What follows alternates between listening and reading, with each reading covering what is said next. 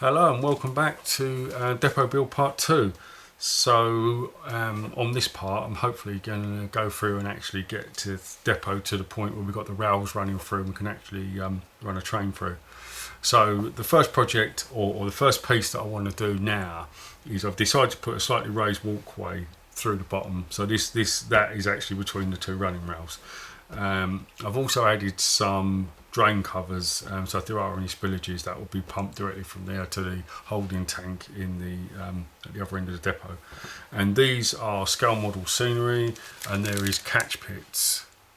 So all I've done there is I haven't actually used a raised bit. I've just used the actual top of what would be the top drain cover and just put that straight down. So as that makes that pretty flush, because obviously if you're walking along it you don't want to be falling over bits and pieces, so that keeps it all flush, and it all looks pretty good. So next thing I need to do is get these pieces all glued in and then get my file back out and reopen up the holes, and once I've done that I will come back.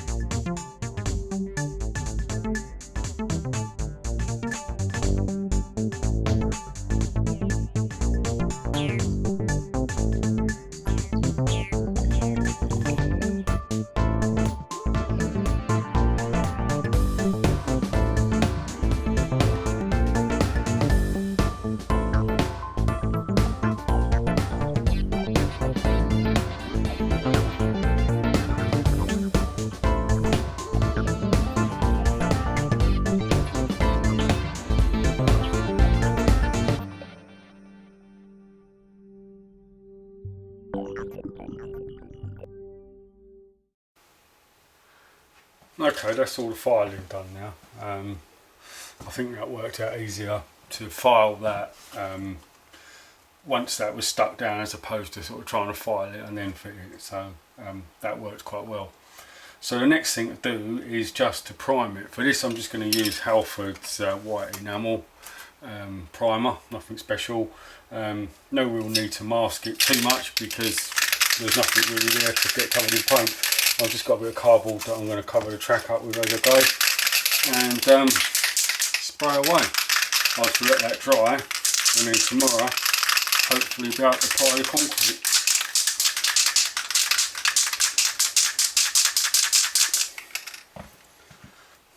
So let's go.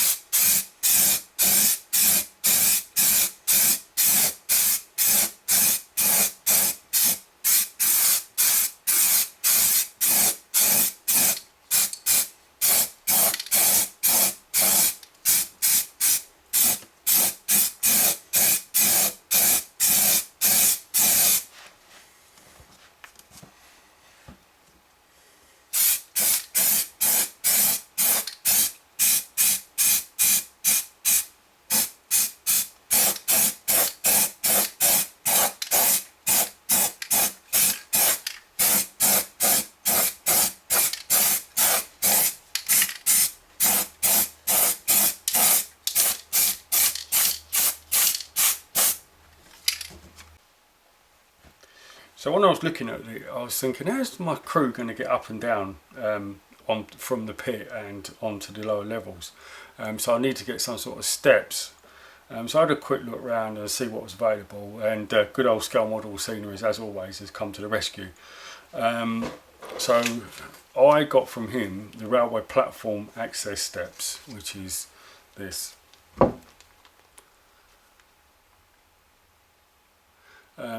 They're slightly too big for the catwalk. They're all right for the deep pit, but they're no good for the catwalk. So what I'm doing is I'm having to modify them, which is quite simple. So what I do, once they come out of the sprue, so that's kind of it directly out the sprue, and then if you put that together, that basically just forms a set of steps which goes to sort of the Hornby platform, which is that's way too high for what I want for in here. So I've been cutting off the loop on the end now.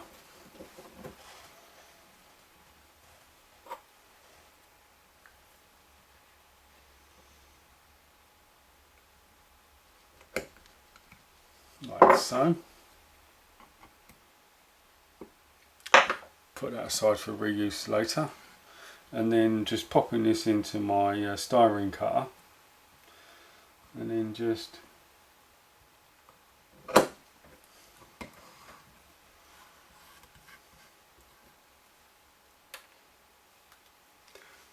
that gives me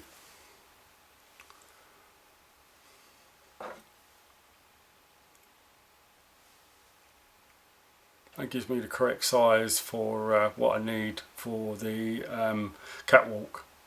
So what I do is when I go through, I'll put that together and show you how I do that. But the finished, in the tradition of Blue Peter, this one I made earlier. So that's what they look like when they're built. I also have to reduce the steps down a little bit as well because they're a little bit wide. But again, with the styrene cutter, you just once you set it up once, you can just cut them all to the same length. So yeah, that's what it makes. Also, just shows just how versatile the kits are. It may not be 100% what you want when you take it out of the pack, but with a little bit of thought and a little bit of cutting, you can fit them to suit your own application. So yeah, I'm well pleased with them. So that's another little bit done. The styrene cutter I got was just a really basic one from eBay. I think it was around about 29 quid.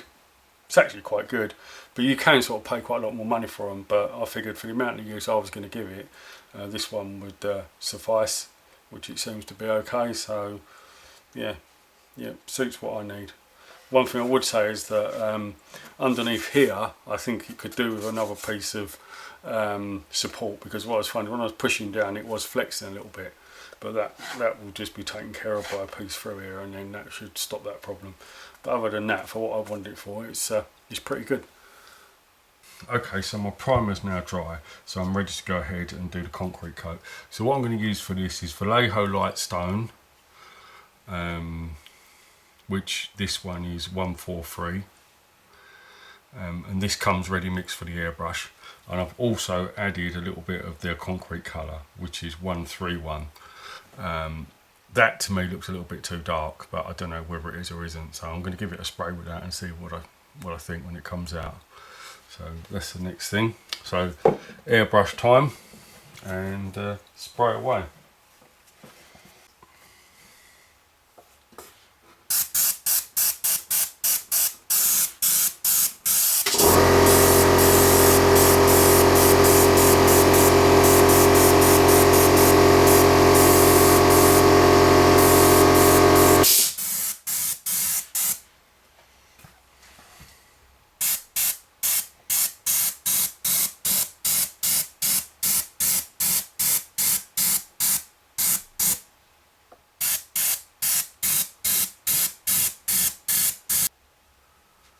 Hi, so I've been pondering over what colours to actually do sort of my running supports. Didn't know whether or not to do them sort of as a concrete colour, but then they're not really concrete, they are sort of metal. Lack of prototype pictures really. This sort of thing was about in the 80s, but I sort of, a lot of people didn't go around sort of photographing inside depots. It was more the locos and sort of stock around the depots, and I can't say I was any different. So I was going to go for like a grey colour, because that's kind of quite neutral. Then I decided that, the layout sort of set in Middle England, so I thought, well, you've got provincial sort of dark blue colour, so I thought they'd probably have some of that laying around the depot, so that's what I've gone for.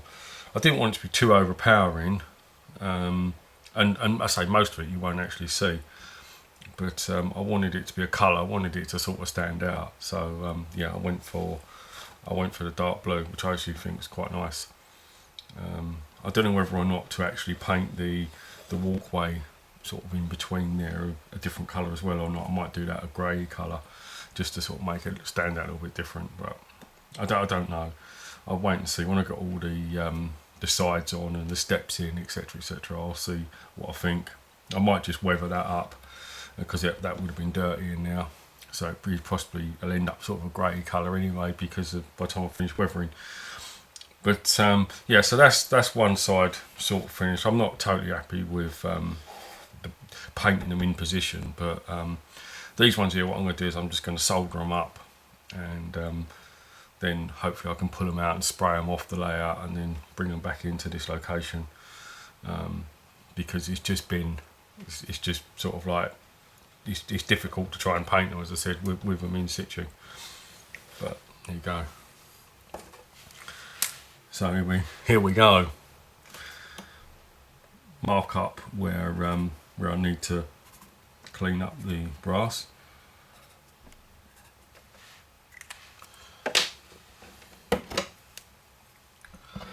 Give the brass a clean.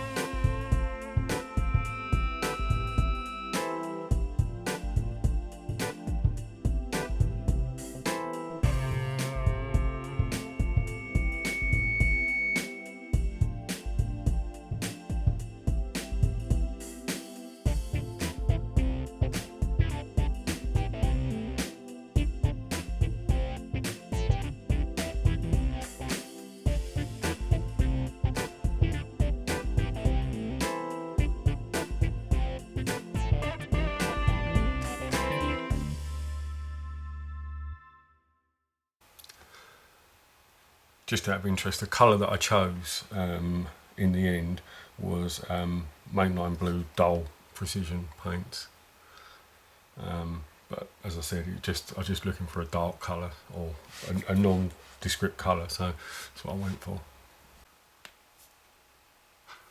So in the end, I decided that it was better to take these out and paint them than it was to try and paint them in situ, because I was getting too much mess where I didn't want it. So yeah, so I've installed 3 back in. I'm just going to do the last one with you.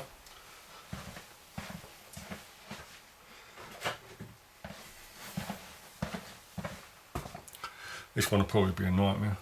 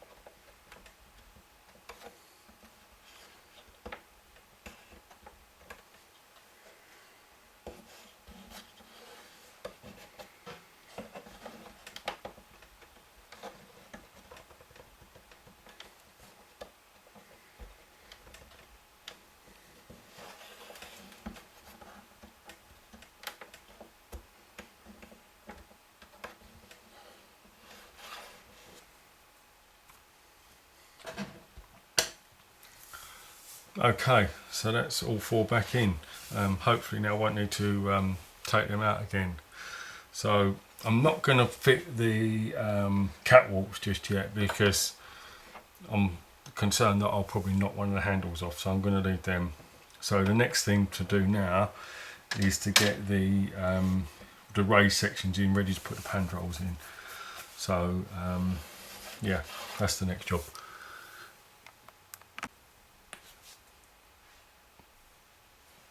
So I've now mocked the track in, so I think that's going to be roughly where it's going to come to.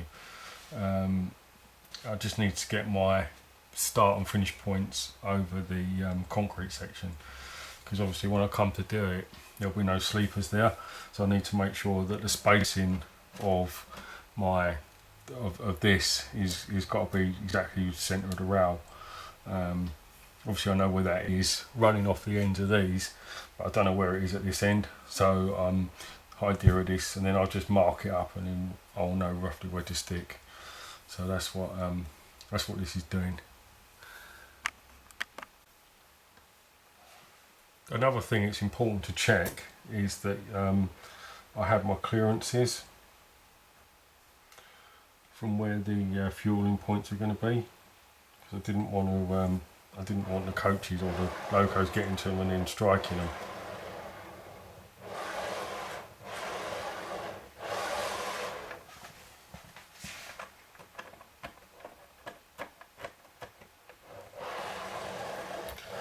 So that looks okay to me.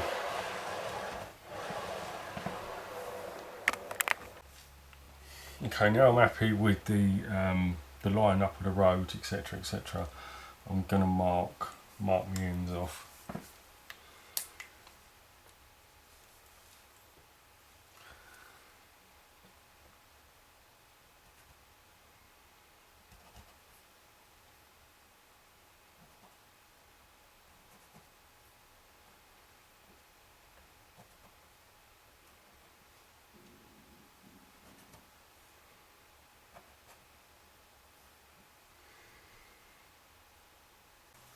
So here goes.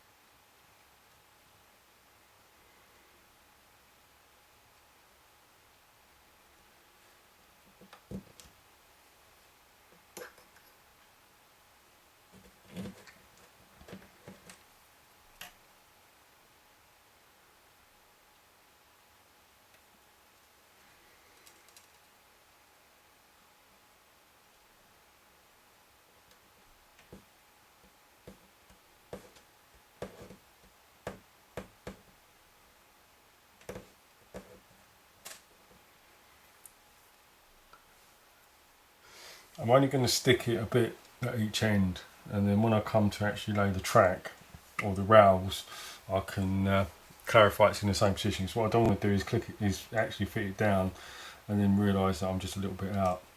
So by just doing it at both ends, it'll sort of sit roughly where I need it, but if there's a little bit of adjustment required, I'll still have it, as opposed to if it's anchored down solidly, then that's it, there'll be no adjustment.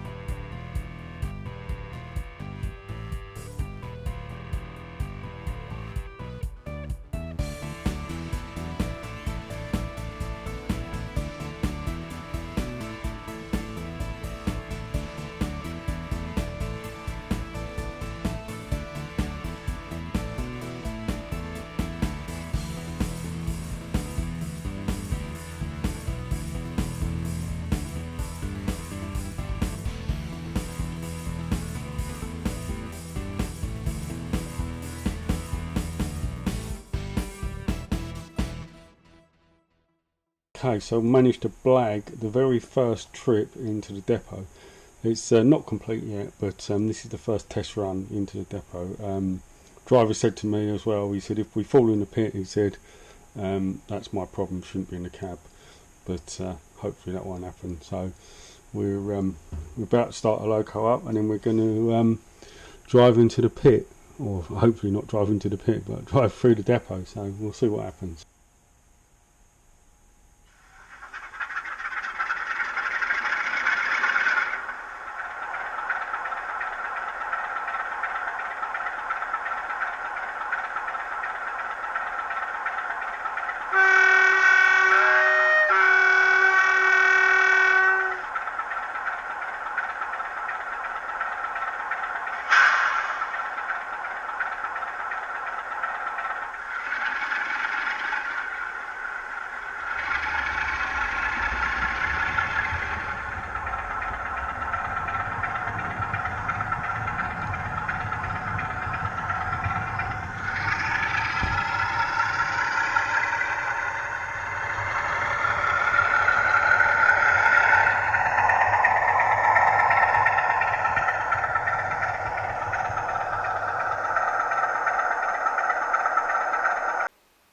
Okay, so I managed to blag the cab ride in.